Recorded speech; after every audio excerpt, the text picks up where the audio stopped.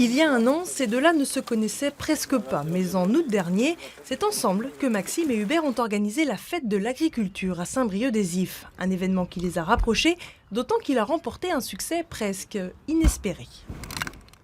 On s'attendait à beaucoup de monde, mais pas à tel point. Là, on a accueilli près de 30 000 personnes sur tout le week-end, donc le samedi et le dimanche. C'était pas du tout prévu au programme parce que si on avait eu un temps pas terrible, on n'aurait pas eu les 30 000 personnes qu'on a eues. Et donc on s'est retrouvé avec une petite enveloppe et plutôt que de la garder pour nous, on a préféré faire don à des associations.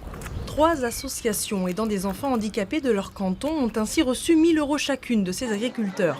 C'est le cas de celle de Noémie que vous avez déjà vue à la télé à l'occasion de différents télétons. L'adolescente souffre depuis toute petite de myasthénie. C'est une maladie rare. Je me fatigue plus vite que les autres, donc je dois prendre 5 prises de médicaments par jour et je dois me servir d'un fauteuil quand je suis fatiguée. Des contraintes quotidiennes qui pourront être allégées grâce aux dons versés à l'AFM.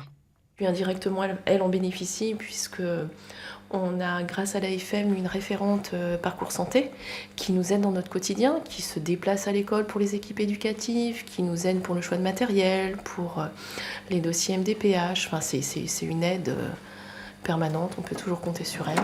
Au-delà de ça, le geste des jeunes agriculteurs a touché Noémie et sa famille, presque flattées de se retrouver au cœur de cet élan de générosité.